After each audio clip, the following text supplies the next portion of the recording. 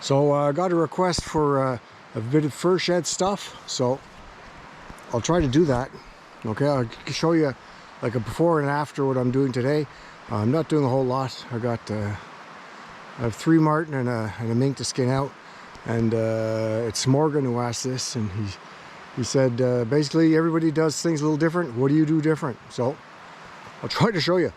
Doesn't mean because I do it, it's the right thing to do. I'm not. I'm very far from an expert fur handler. My furs do fine. You know, I sell them well to the peddlers. I sell them well at the auction.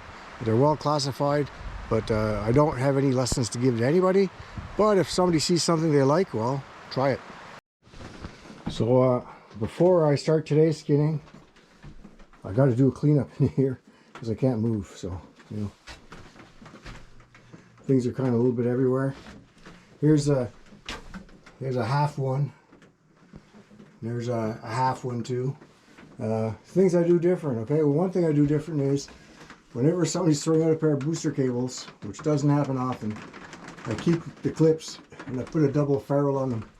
It's handy for clipping things in the fur shed. Also, I skin in a vise. That vise is just perfect. So I have to make some room in here. People ask me, you know, with the leather white and everything. There's one of the foxes. Not so great. Fish are not so bad. Fish are not so bad. When you see the red at the bottom, the red at the bottom is basically the animal's hanging, right? So that's where the blood pools. So the blood when you die pools at the lowest extremities. Think of all your CSI shows and everything. They tell you that all the time. So that's exactly what it is. That's why it's redder near the bottom, because the animal was hanging and the heart wasn't pumping, so the blood collected in the extremities due to gravity. Okay, what I do different. I'm trying something different today, and I want to bring some of those furs inside to give them some heat. This is a nice small room, and it's got a good heater with a fan on it. So take the dampness out, and I moved the shower pole down over the bathtub. You'll see why in a few minutes. And you also know why my kids freak out all the time when they come home. They've seen a lot of stuff in the bathtub. I mean, wolves sawing and bears hanging, and this bathroom's seen a few things. Now that the kids are out of the house, well, it's probably seen more. So it'll explain it. So this is before. Here you go, bathtub's full. So I'll put a little bit of heat on here. Tomorrow morning, these things will be ready to take off the boards. A lot of them are ready now, but just to take out any dampness or anything on the fur. So that's different. So I've always hesitated making these videos because one reason is it's messy stuff and I don't want to mess up the camera. The other thing is it's the actual filming of it. I mean, yes, I do have a head strap. The problem with the head strap is you don't know what you're filming. All of a sudden you think you're filming and you find out you weren't filming what you thought you were filming at all. So that's a little bit of a frustration thing. So anyways, I'll show you a few things. Get the gloves on. Change brand of gloves and they definitely don't fit the same. So one thing is, do not do a mink first. Like I have a mink and I have a few marten.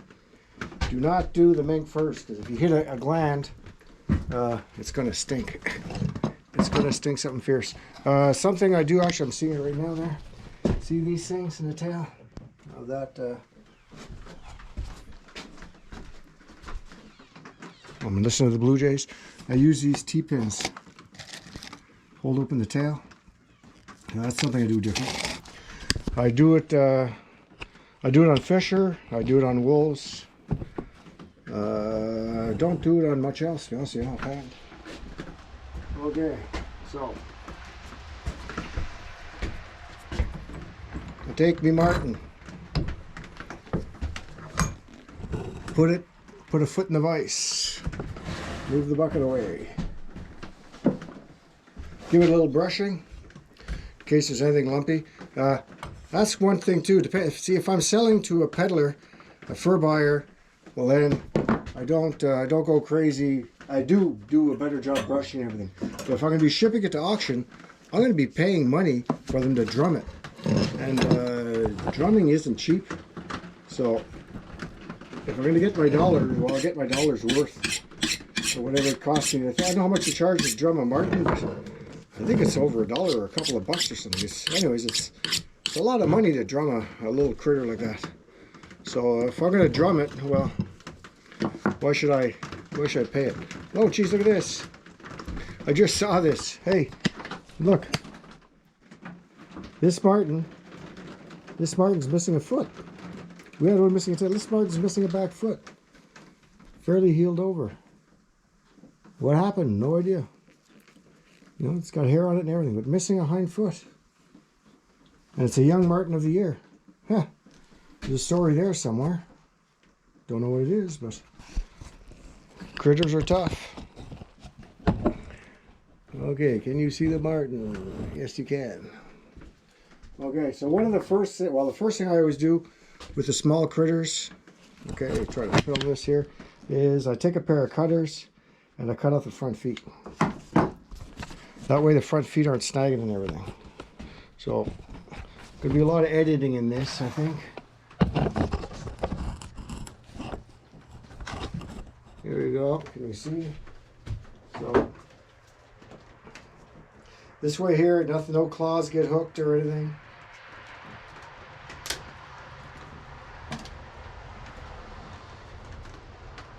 So no claws get hooked in the fur. When I pull it off, everything's nice and clean. Next thing I always do is I make an incision right above the butthole, right across the tail.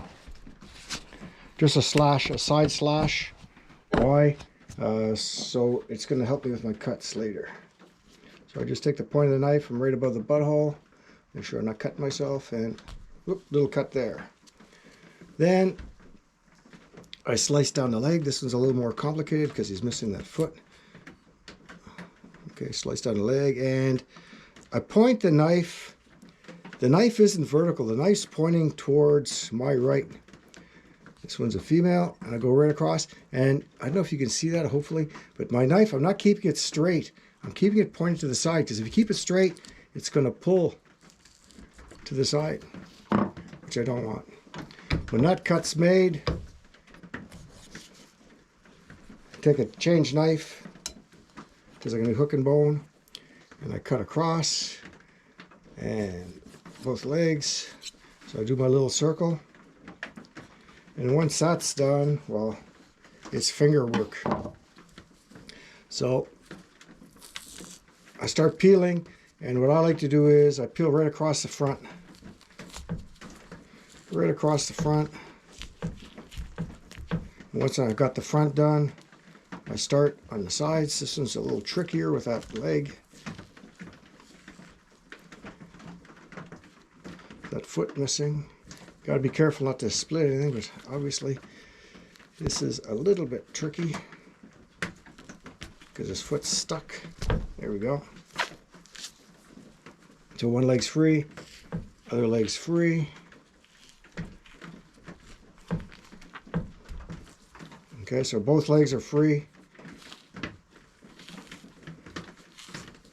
And now I got my little cut sticking out, what I did across the tail. So from there I go straight down on either side of the butt. Always watch out not to get squirted in the face from a Marten, because they have glands. And been there, done that, not good.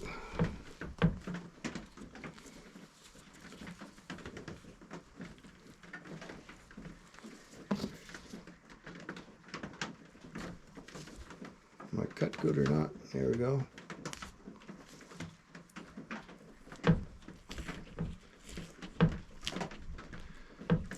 And before I use my tail stripper, I make a little cuts, make sure all the tendons and everything are cut.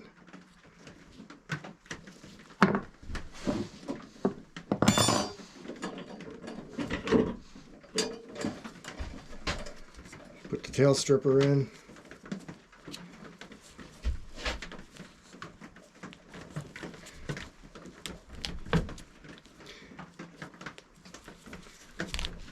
Okay, see right now, I had to fight a bit with the tail. I'm not going to do that. I'll just take my knife, make another little cut.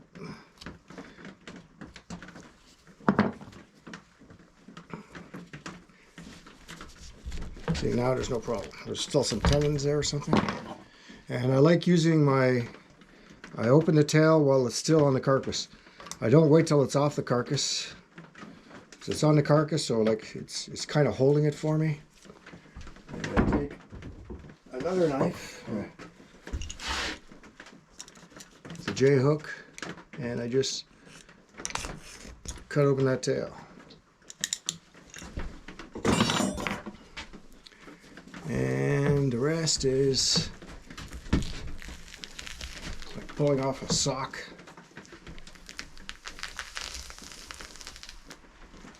Okay, now I'm at the front feet. I'm able to work my thumb in there. Thumb on the other side. I'm holding it up a bit so hopefully you can see. I'm at the head. Okay. This Marten, just looking at the noggin there, this Marten was the one that was alive. So he was alive with 1 foot. Anyways, I guess, because he got bumped in the head. Okay, so there's one ear.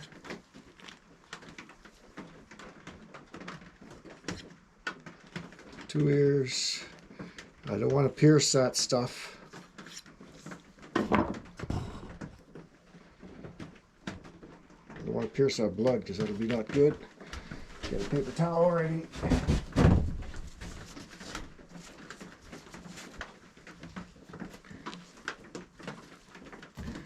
And we've got an eye. There we go.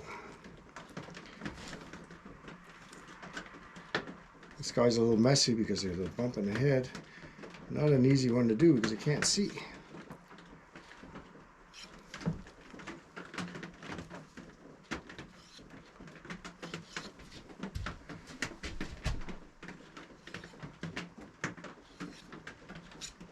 I've got teeth here. I've got a jaw here. I leave the lower jaw on the carcass.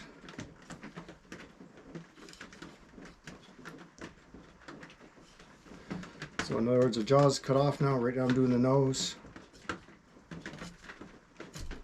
Here we go. Marten skin's off. Next, just clean off the blood here. So yeah, that's how I do Marten.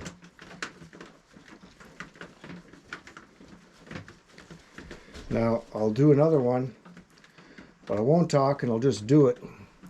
And you'll see that when you get a groove on, it can be pretty quick. Throw this out. I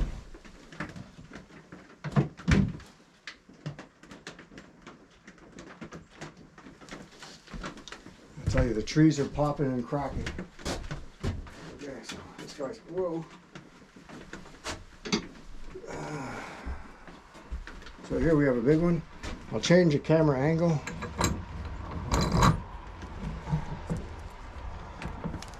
Let's see if I can get this. What's this look like? Doesn't look good like that, that's for sure. Okay, that should be pretty good. Okay, so we'll see how long it takes me to do one when things go well. He's not missing a foot. A little bit of a brushing.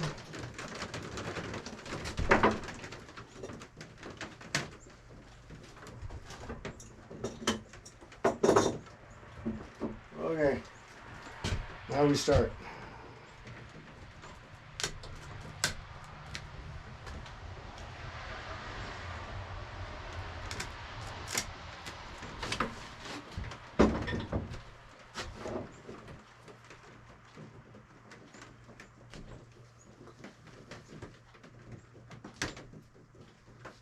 Turn the knife to the side. This is a male.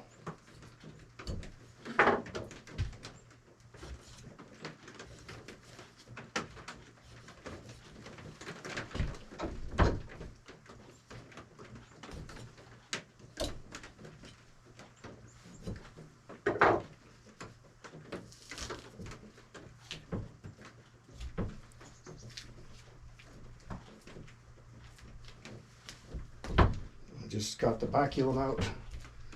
Don't know what a baculum is, look it up. Let's say human beings don't have one. Other mammals do.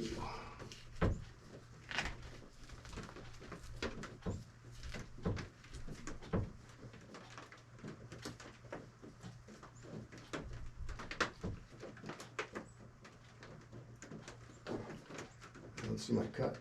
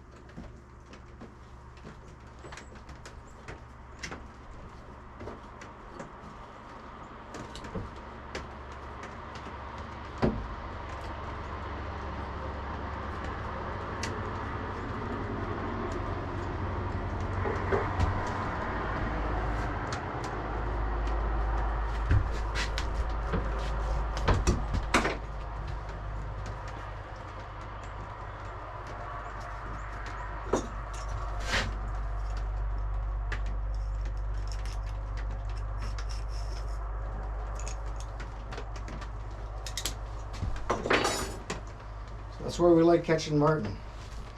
Not too complicated, they're clean, they're nice looking animals. They're stupid in the sense that they're easy to catch. They pay well.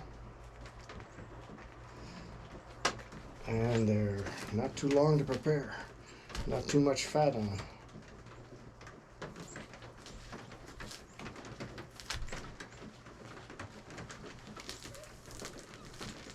This guy's just a semi-frozen bit, so it's a little bit harder. There's the first ear, second ear.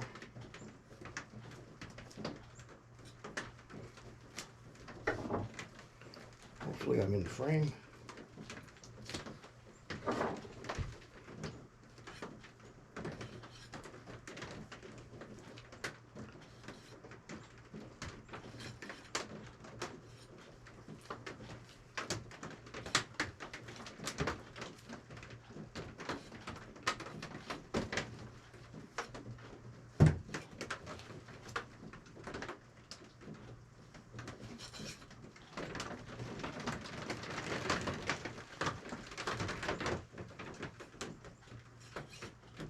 As soon as I start seeing teeth, see how I see teeth there?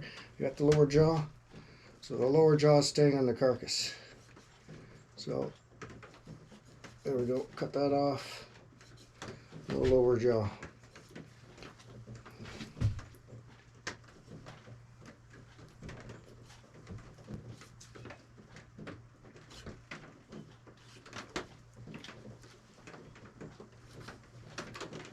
There we go. Here we go. So, there's another one. So, that's how. Thanks for watching. Until the next time.